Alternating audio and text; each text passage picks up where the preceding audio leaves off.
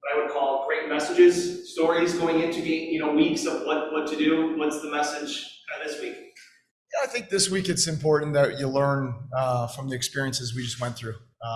We didn't, it was a great series, and there's ebbs and flows to every series, and I think there's a lot of good lessons we can learn from it. Obviously, we didn't start the series how we wanted to, so that probably applies the most in terms of heading into game one.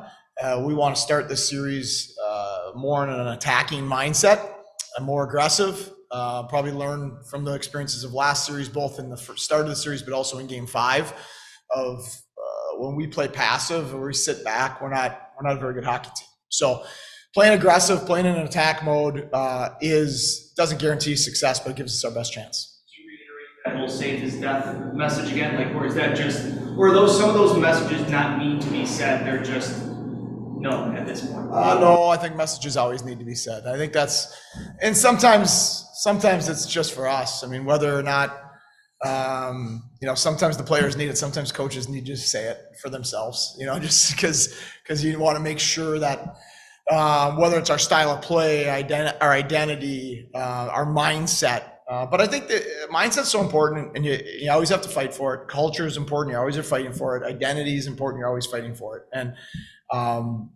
I think that those things you can see in game 5, how much mindset affects the game.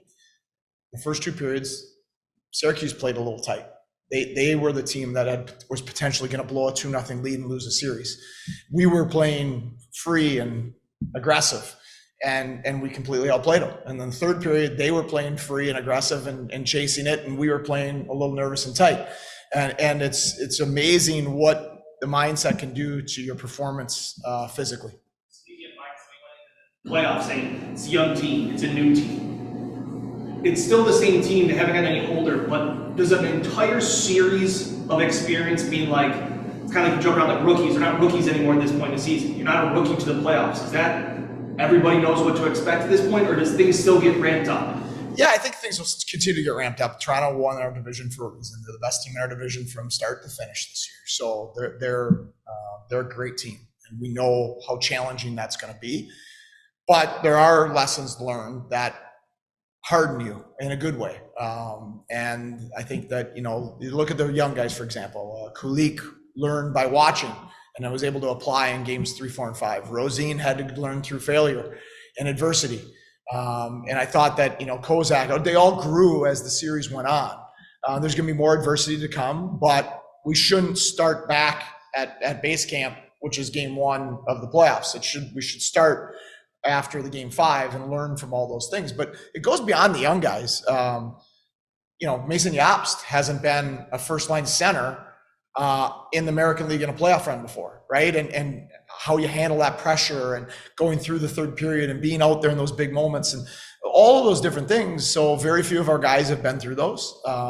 We gained a lot of confidence in ourselves, but also in each other through what we did for each other in that series. And now you want to go forward with that.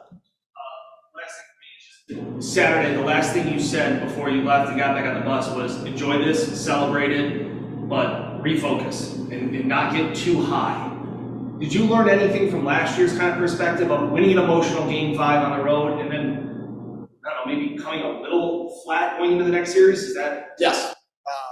That's absolutely something I took away and had in the back of my mind. And I said it in the locker room to the team after I talked to them, enjoy this. This is great. You have to enjoy those things because life's too short to not enjoy victories that you've earned. But now there's a quicker turnaround time to the Laval series. But I definitely thought we weren't as emotionally invested in the series in game 1 as we needed to be to play a team of their caliber. And then we're fighting uphill. We played really good in game 2. Primo had a great game. We played great here. We lost in triple overtime. And so it doesn't mean you're going to win game 1, but you don't want to lose game 1 because of your emotional connectivity to the series. Coach, you split the regular season with Toronto. I mean, what do you learn from that to take into the series? Yeah, it's funny. We split it with Syracuse, we split it with Toronto, we split it with Utica last year. So I think that number one, we've had respect for them since the beginning of the season. They felt like a different team than last year. The speed, the competitiveness, the presence that Shaw, their captain, has for them. So you could see, it didn't surprise me that they had a really good year. They're a tremendous line rush team. They're excellent in the power play. They're getting a lot of traffic on opponents' goaltenders. So those are things that we have to take away from them or negate to the best of our ability. And then, from an offensive perspective, we want to play to our identity, regardless of who we're playing against. And so those are things that we showed. My assistants do a great job preparing our guys, and we went through a bunch of stuff yesterday and then practiced, and then we went through a bunch of stuff today and then practiced. It's nice to be able to do that because then tomorrow could be shorter, because you don't want to bog the guys down on game day. You want them playing instinctual. You don't want them playing reactive.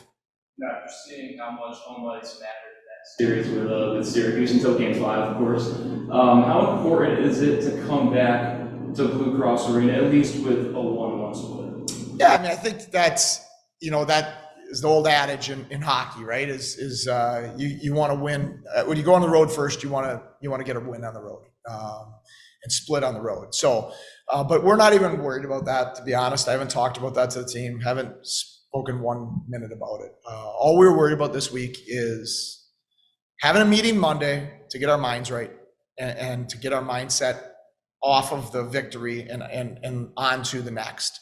And then having 2 good days of practice. And we accomplished that. I thought the last 3 days have been very good, very productive.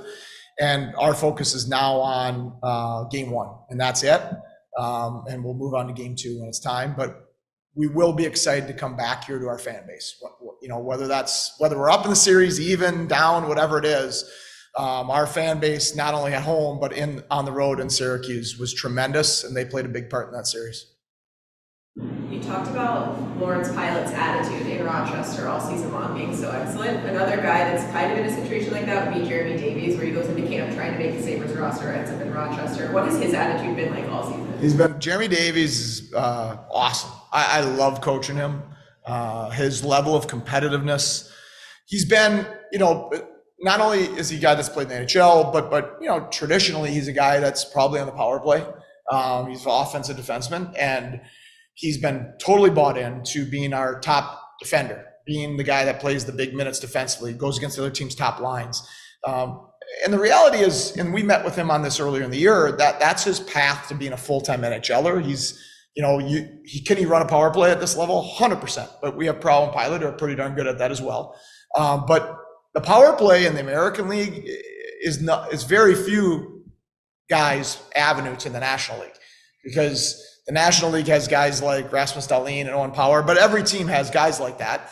And those spots are taken away for decades, not just years. So his path to being a full-time NHL player is how he defends and how he breaks the puck out and transitions the puck. And he's been so bought in with his play, with his attitude. And I think he's had quietly, because points earn too much acclaim for defensemen. But I think he's quietly had an outstanding season. You have an injury update on Brendan Warren? Brendan Warren looks good in practice. I have not talked to our trainers, but I would anticipate that he'd be a go for tomorrow, which would be great to get him back. It's been a big piece of this. Cedarquist skated today. Is that his first day? Cedarquist's first day back with the team today. I have not talked to the trainers to see how everything went, but I thought he looked pretty good. So he's getting close. I didn't know. Is he here to play, or is he just here to? Everybody's here to play. And that's what I told him. Is he going to play? I don't know. It's a hard step from junior hockey to playing in the American Hockey League playoffs.